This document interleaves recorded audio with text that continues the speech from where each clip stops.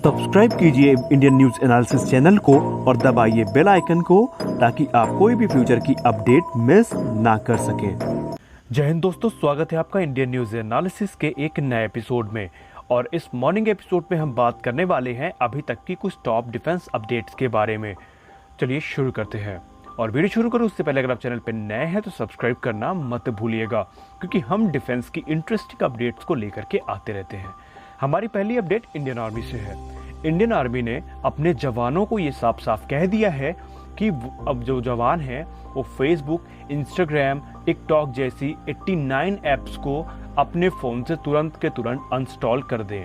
ऐसा इसलिए किया गया क्योंकि इंडियन आर्मी अपने जो जवान हैं उनकी खुफिया जानकारी नहीं चाहती कि वो लीक हो जाए, और उनके सुरक्षा मद्देनज़र अब भारतीय सेना ये साफ साफ गाइडलाइन जारी कर चुकी है कि अब भारतीय सेना के जो जवान हैं वो फेसबुक, इंस्टाग्राम जैसी एप्लीकेशंस को इंस्टॉल या यूज़ नहीं कर पाएंगे।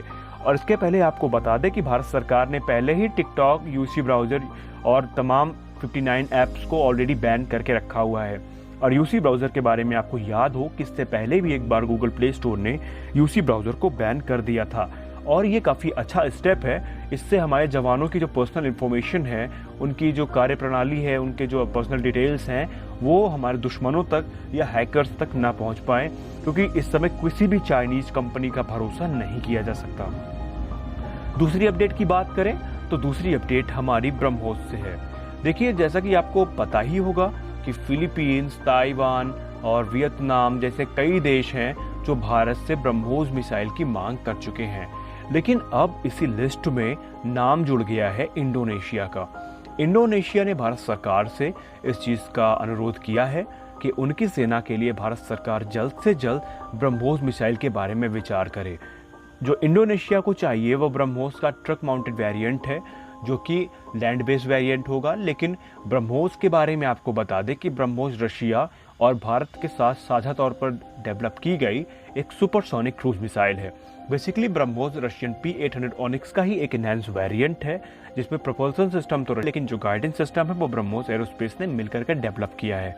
और बहुत जल्द हमें ब्रह्मोस का कोई नया वेरिएंट देखने को मिल सकता है, ऐसे मीडिया सोर्सेज में बातें चल रही हैं। फिलहाल भारत सरकार को ये मौका गंवाना नहीं चाहिए, क्योंकि चीन को घेरने का इससे अच्छा मौका उन्हें नहीं मिलेगा, क्योंकि ताइवान ऑलरेडी चीन के खिलाफ चला गया है, फिलीपींस भी चीन के खिलाफ आई है, मलेशिया भी चीन के खिलाफ ही है, और ऐसे में भारत सरकार के पास एक अच्छी अपॉर्चुनिटी है चीन को घेरने की। अगली अपडेट हमारी बोइंग से है। बोइंग ने आज एक चीज क्लियर कर दी कि भारतीय वायुसेना के लिए जो 22 अपाचे हेलीकॉप्टर दिए जाने थे उनकी डिलीवरी बोइंग ने कंप्लीट कर दी। बोइंग इंडिया की तरफ से इस बात की ऑफिशियल घोषणा कर दी गई। अब बोइंग ने कहा है कि जो नेक्स्ट बैच है अपाचे हेलीकॉप्टर्स का वो 2023 तक दे दिया जाएगा। आपको बता दें कि भारतीय वायुसेना के साथ उसी समय भारतीय थल सेना प्रमुख श्री विपिन रावत ने कहा था कि भारतीय थल सेना को अपाचे हेलीकॉप्टर्स की ज़्यादा ज़रूरत है, क्योंकि कॉन्वॉय को वहाँ पर प्रोटेक्ट करने के लिए अटैक हेलीकॉप्टर्स काफ़ी मददगार साबित होते हैं। और इसी सिलसिले में जनरल विपिन रावत ने उस समय तत्कालीन तौर पर वहाँ के जो हमारे डिफेंस मिनिस्टर थे उनसे कहा था इस बारे में। लेकिन भारतीय वायुसेना और भारतीय थल सेना के जो हेलीकॉप्टर्स होंगे, अगर उनकी हम कैपेबिलिटीज़ की बात करें और टेक्नोलॉजिकल टर्म्स की बात करें तो टेक्नोलॉजी में दोनों एकदम समान हैं, उनके कैपेबिलिटीज़ भी एकदम सामान्य होंगी आपस में। लेकिन फ़र्क होगा तो सिर्फ कलर का, क्योंकि इंडियन आर्मी ने जो कलर पैटर्न है, कलर स्कीम है, वो अलग मांगी है भारतीय वायुसेना के मुकाबले। अगली अपडेट हमारी चाइना को लेकर के है। हाल ही में चाइना की तरफ से बताया गया कि चाइना जितने भी फ्रंट डिस्प्यूटेड फ्रंट्स हैं उनमें से पीछे हटने के लिए तैयार हो गई है, और भारत की तरफ से भी कुछ ऐसी खबरें आई। आपको बता दें, प्रधानमंत्री श्री नरेंद्र मोदी के लद्दाख दौरे के बाद से ही चाइना को जब एक करारा तमाचा पड़ा था, उसके बाद से ही चाइना अपना नरम रुख इख्तियार करना शुरू कर दिया था। और इसी सिलसिले में अभी खबर आई थी कि चाइना 2 किलोमीटर तक पीछे चला गया है।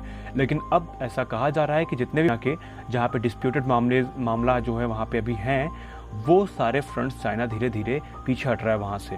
लेकिन चाइना का भरोसा नहीं किया जा सकता, क्योंकि 1962 में यही गलती हुई थी जो भारत ने चाइना का भरोसा कर लिया था।